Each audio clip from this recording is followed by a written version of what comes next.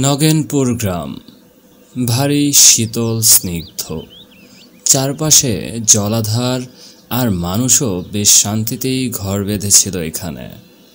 কিন্তু আজ কেন যেন গ্রামটা বেশ ভারী হয়ে আছে। আকাশে কালো মেঘ জমেছে আর কেমন যেন বিষণ্ণতায় ছেয়ে আছে সবার মাঝে।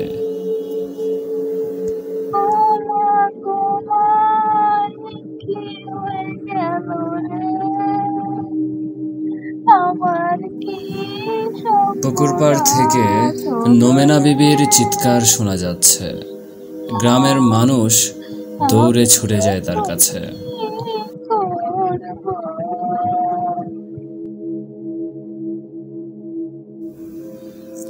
কি হলো গো দিদি? ও রমেশ, মাতাই, কই গো তোমরা? শিগগিরই এসো, সর্বনাশ হয়ে গেছে। এই রাহিম পাটোয়ারি আর নেই গো। পুকুর পাড়ে রাহিম পাটোয়ারির লাশ পাওয়া যায়। এই খবর পুরো নগেনপুরের বাতাসের মতো ছড়িয়ে যায়। এই গায়ে এটাই ছিল প্রথম অমৃত্যু। গায়ের লোকজন এই ঘটনাকে বেশ অশুভ মনে করে।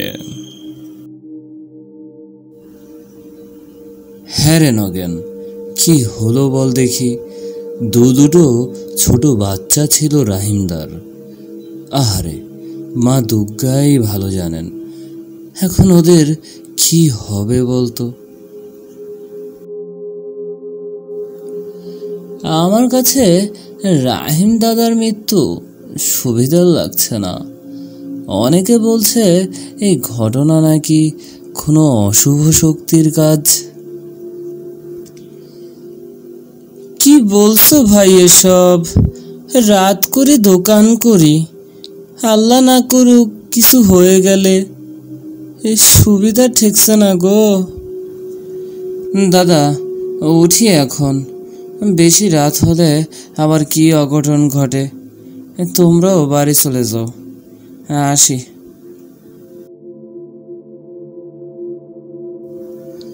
গায়ের রাস্তাটা বেশ সরু, পাশেই বাঁশঝাড়। সাধারণত গায়ের লোক বেশি রাত করে বাড়ির বাইরেই থাকে। না, আজ বেশ দেরি হয়ে গেল। এদিক দিয়ে কোনো লোকও নেই। হে দুর্গা, রক্ষে করো। আজ যেন ভালোই ভালোই বাড়ি ফিরতে পারি। এই, কে? কেউ তো গেল এদিক দিয়ে। না, নিশ্চয়ই গেল।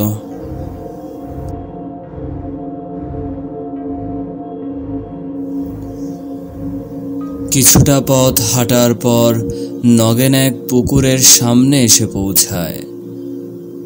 দূরে পুকুরের কিনার ঘেঁষে একজন চাদর মুড়ি দেওয়া কাউকে লক্ষ্য করে নগেন। ধীরে ধীরে সামনে এগিয়ে যেতেই নগেন লক্ষ্য করে,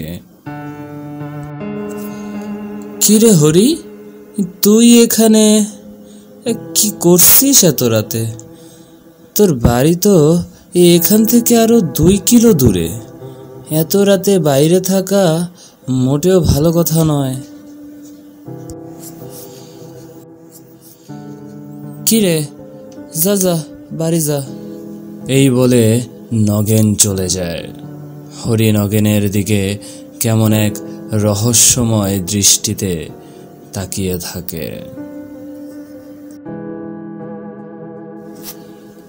এই নগেন, নগেন, বাইরে আয়। কই রে? কি গো মাতাই দা, কি হয়েছে এত সকাল সকাল? আরে শিগগিরই আয়, পুকুর পাড়ে আরেকটা লাশ পড়েছে। হ্যাঁ, কি বলো কি গো দাদা? এটা কি করে সম্ভব? কাল রাতেই তো আমি পুকুর পাড়ের সামনে দিয়ে এলাম গো। হ্যাঁ রে, কাল রাত থেকে রহিম নাকি বাসায় ফিরেনি। এরপর সকালবেলা জানতে পারি। চলো চলো, পুকুর পাড়ে যাই। পুকুর পাড়ে গায়ের অনেক লোক এসে জড়ো হয়। নগেন আর মাতাইও ততক্ষণে পৌঁছে যায়। রাহিমের মার কান্নার শব্দ শুনে সবার মন খারাপ হয়ে যায়। এমন সময় অপর পারে হরি এক নজরে রাহিমের লাশের দিকে এক অদ্ভুত দৃষ্টিতে তাকিয়ে আছে।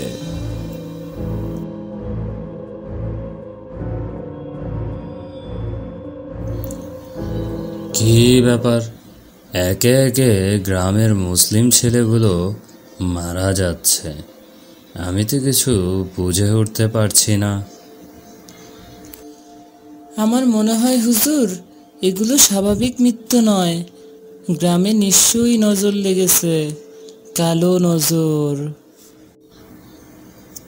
আমি যা ভাবছি তা কি সঠিক? আমি কি জেঠুকে বলবো এই ব্যাপারটা নিয়ে? না থাক, উল্টো পাল্টা ভাবছি মনে হয়। বলো হরি, হরি বল, বলো হরি, হরি বল।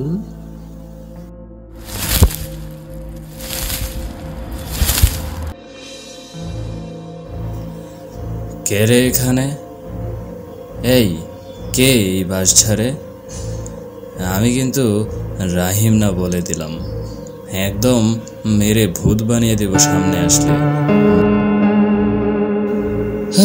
হ্যাঁ, ও মা গো মা, দুগ্গা দুগ্গা, বাঁচাও বাঁচাও আমারে।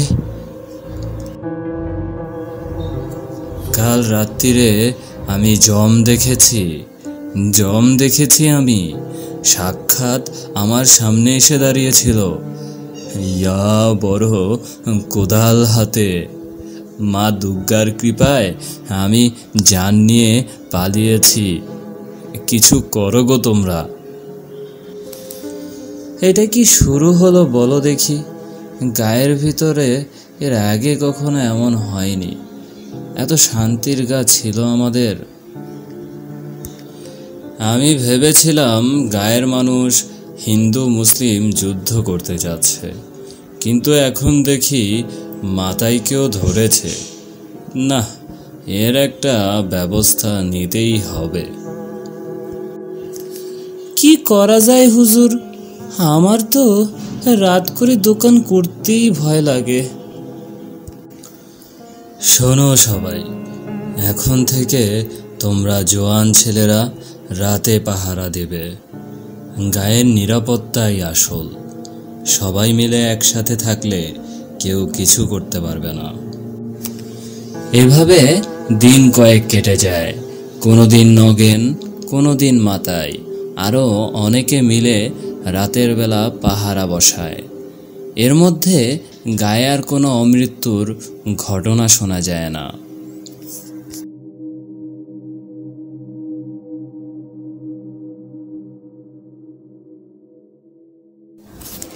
কিরে হরি, এই গরমে চাদর মুড়ি দিয়ে রেখেছিস কেন? কিরে, কথা বলছিস না কেন?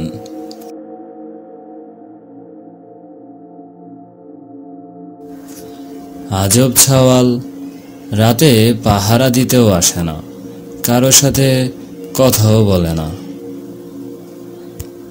কি যে করে একা একা, মা দুর্গাই ভালো জানেন। কিছুটা পথ যাওয়ার পর একটা গাছের সামনে এসে হরি দাঁড়িয়ে যায়। ভয়ে কোনো শব্দ করতে পারছিল না মাতাই। হে ভগবান, এটা কি হয়ে গেল? গাছে মোমেনা বেবির লাশ ঝুলছে। গ্রামে আবারও শুরু হলো এই অমৃত্যু তাণ্ডব। সবাই চিন্তিত। শোনেন সবাই, যেদিন মোমেনা বেবির লাশ পাওয়া যায় ওই দিনই আমার হরির সাথে ওই রাস্তায় দেখা। হরি কোনো কথা না বলে চুপচাপ চলে যায়। ব্যাপারটা আমার বেশ সন্দেহ লাগে। হ্যাঁ, আমিও হরিকে রহিমের লাশ পাওয়ার আগের দিন পুকুর পাড়ে দেখি, রাতের বেলা একা একা বসেছিল। হ্যাঁ, আজ এই সভায়ও ও নেই।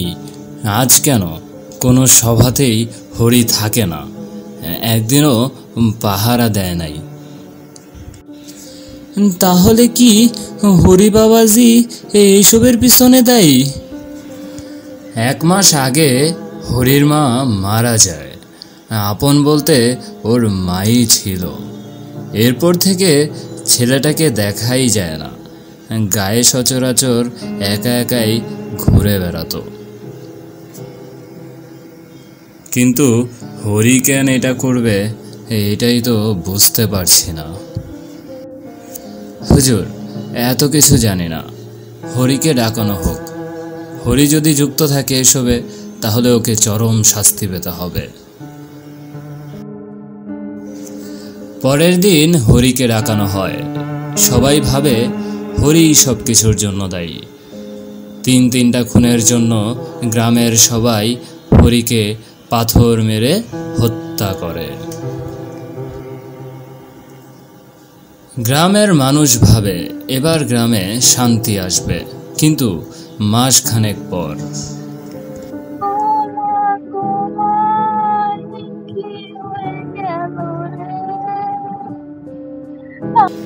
নগেন রে, আবারও পুকুর পাড়ে লাশ ভেসেছে। এবার চায়ের দোকানদার মুকবুলের। কি বলছো কি? কিন্তু হরিকে তো আমরা। তবে কি হরি এসব করেনি, অন্য কেউ?